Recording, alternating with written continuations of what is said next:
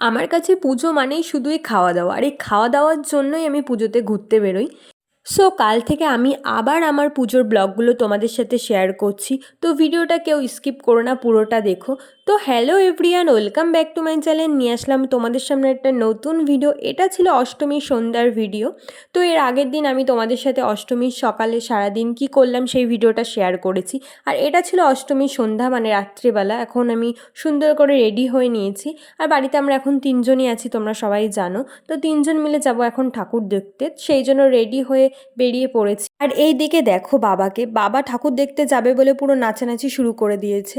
তো আমরা তিনজন মিলে বেরিয়ে পড়লাম ঠাকুর দেখার জন্য। আর তোমাদেরকে কি বলবো, ভিডিওটা এত লাস্টে আমি তোমাদের সাথে শেয়ার করছি, অলমোস্ট প্রায় 2 মাস হতে যাচ্ছে। আর সেই কারণে কম বেশি এইসব প্যান্ডেলগুলো অলমোস্ট সবারই দেখা, কিন্তু তাও আমি আবার তোমাদের সাথে শেয়ার করছি। তোমরা একটু প্লিজ দেখে নিও। আমি ভিডিওগুলো স্কিপ করে এই জন্য বেশি প্যান্ডেলের ভিডিও তোমাদের সাথে শেয়ার করিনি, কারণ অলমোস্ট সবাই প্রায় এই প্যান্ডেলগুলো দেখেছো। এই জন্য নতুন করে তোমাদের সাথে আমি আর কি শেয়ার করব।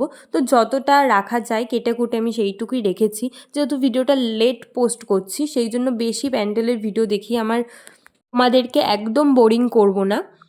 আর অলমোস্ট সবাই জানো যে এবার পুজোতে কেমন গরম পড়েছিল। তো যে প্যান্ডেলে যাচ্ছি ব্যাপক ভিড়, আর অষ্টমী সন্ধ্যা মানে তোমরা বুঝতেই পারছো কী লেভেলের ভিড় থাকে। আর তার মধ্যে মানে মারাত্মক গরম, গরমে একদম নাজেহাল অবস্থা। তার মধ্যে এবার আমাদের হাবড়ায় কিছু কিছু প্যান্ডেলের থিম সত্যি খুব সুন্দর করেছিল, যারা দেখেছো তারা সবাই জানো। আর আর ভিডিওর শুরুতে আমি তোমাদেরকে বলেছি যে আমার কাছে ঠাকুর দেখা মানে খাওয়া দাওয়া। তো এতক্ষণ ধরে ঠাকুর ঠাকুর দেখলাম, তো কিছু তো খেতে হবে। তো প্রথমে আমি একটা আইসক্রিম খেয়ে নিলাম। আর আমি তো আইসক্রিম খেতে খুবই ভালোবাসি, তো একটা আইসক্রিম আমার একদমই পোষায় না। এই জন্য আমি আবার একটা আইসক্রিম নিলাম। আর দুটো আইসক্রিম খাওয়া দাওয়ার পরে যখন একদম মানে ভিড় লাইনে দাঁড়িয়েছি, হঠাৎ করে দিয়াদের সাথে দেখা হয়ে গেছে। ওরাও তিনজন এসেছিল ঠাকুর দেখতে, আর হঠাৎ করে আমাদের সাথে ওদের সাথে দেখা হয়ে গেল। তো আমরা সবাই মিলে এই ভিড় গরম ঠেলে অ্যাট লাস্ট প্যান্ডেলটা দেখেছিলাম। আর আমার যত সম্ভব মনে আছে যে প্যান্ডেলটা এখন দেখছি এটাই হয়তো এবার আমাদের ফার্স্ট হাবড়াতে হয়েছে। এখন এগুলো তোমাদের সাথে শেয়ার করা একদমই বেকার, কারণ অলমোস্ট সবাই প্যান্ডেল সব কিছু দেখে নিয়েছো। কিন্তু তারপরেও পুজোর ভিডিও, যখন পুজোর ব্লগ তোমাদের সাথে শেয়ার করছি, তো পুজোর কিছু অংশ তো পার্ট আমাকে তো রাখতেই হবে, সেই কারণের জন্য এগুলো রাখা। আর এদিকে দেখো আমাদের ঠাকুর দেখা কমপ্লিট হলে আমরা সবাই মিলে লাইনে দাঁড়িয়ে পড়েছি ফুচকা খাওয়ার জন্য। কারণ আমি দিয়াকে জিজ্ঞাসা করেছিলাম যে কী খাবি, তো দিয়া ফুচকা খেতেই বেশি ভালোবাসে, এই জন্য আমরা সবাই মিলে ফুচকা খেলাম।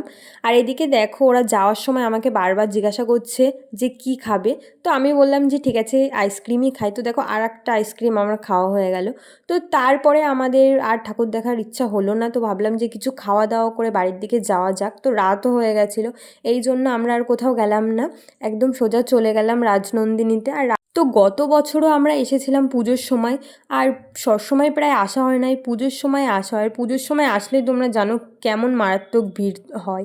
প্রায় 1-1.5 ঘন্টা ধরে আমাদের বসে থাকতে হয়েছে খাওয়ার জন্য। আর এদিকে তো মা পুরো অস্থির হয়ে যাচ্ছিলো যে আর আসার দরকার নেই, চল বাড়ি চাই, এখন আর খেতে হবে না।